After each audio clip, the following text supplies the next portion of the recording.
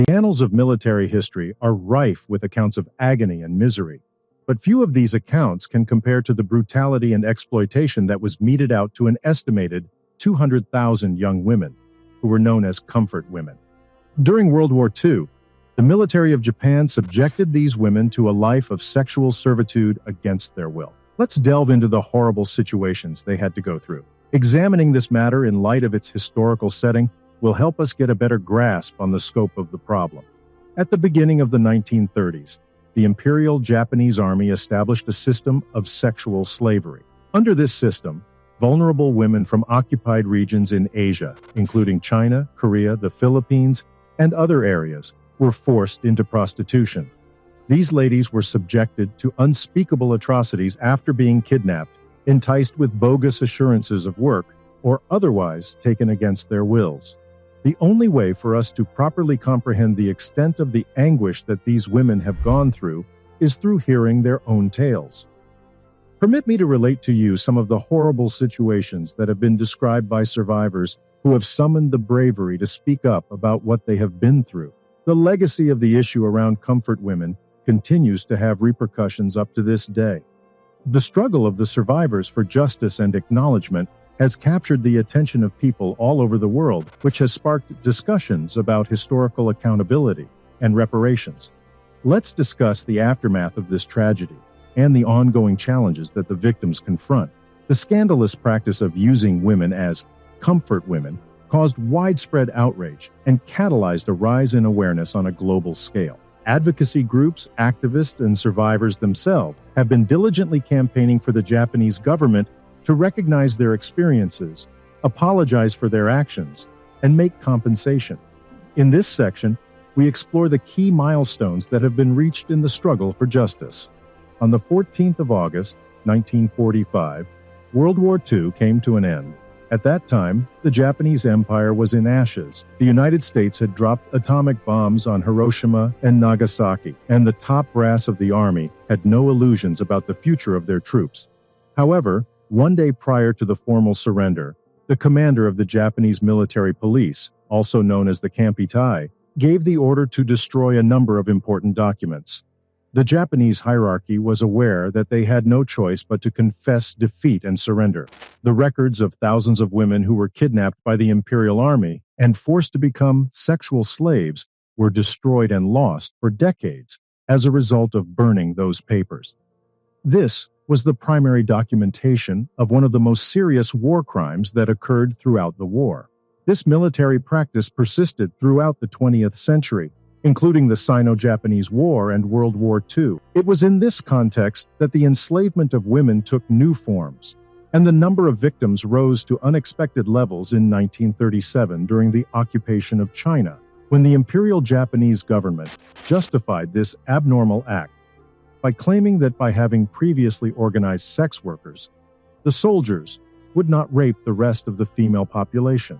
The higher-ups in Japanese society came to the conclusion that the only way to make what was already happening official was to make it possible for women to be kidnapped, sold as slaves, and made to serve the military against their will. The Imperial High Command made an effort to quell the unrest by importing sex workers from Japan and setting up official brothels in the city of Nanjing. Their ultimate goal was to convince the male populace of Nanjing to leave the city's women in peace. Every time a rural community was overrun and its inhabitants slaughtered, the young women who had escaped the atrocities were forcibly removed from their homes. On other occasions, in an effort to avoid bringing attention to themselves, the soldiers resorted to dishonesty, making false promises to the women of the village that they would provide them with well-paying jobs in exchange for their companionship in establishments such as factories or restaurants. After they had consented, however, they were taken into custody and made to perform forced labor. The comfort women were held in facilities known as comfort houses, which were in reality brothels. There they were imprisoned, forced to live in deplorable conditions, and routinely subjected to rape at the hands of both military personnel and members of the general populace. The testimony of Yusuji Kaneko, a Japanese soldier whose recollections are terrifying, was presented to us. Even though the women were screaming, we didn't give a damn about whether or not they lived or died. We served as soldiers under the emperor. despite the fact that the authorities had regulated the service and established that they were required to take breaks. The proprietors of the brothels routinely disobeyed these regulations over the course of the same day.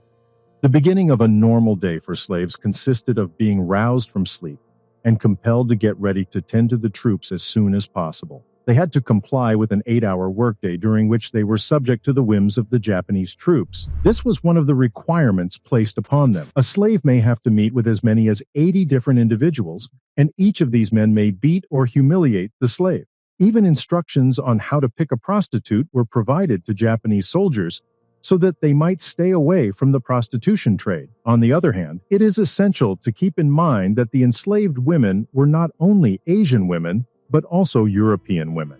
These women, who for a variety of reasons resided in the countries that were seized by the Japanese army, suffered the same fate as the other enslaved women and got any sexually transmitted illness that was prevalent at the time. Blonde, blue-eyed females were especially desired by soldiers. Therefore, Dutch women living in Indonesia were one of the soldiers' prime targets. Dutch women were also one of the soldiers' primary objectives. Leo Kassin is a Korean woman who was forced into servitude after being kidnapped when she was just 15 years old. In her testimony, she described the experience of living in comfort houses as follows.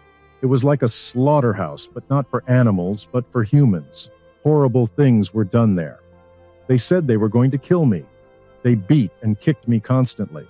They went so far as to brandish a knife near me and say that they would finish me off on several occasions. She desired to flee from that hell, but her attempts were fruitless.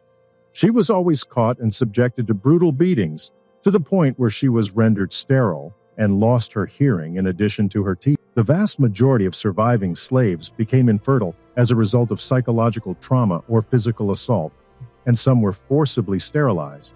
Lee wanted to flee, but her attempts were fruitless.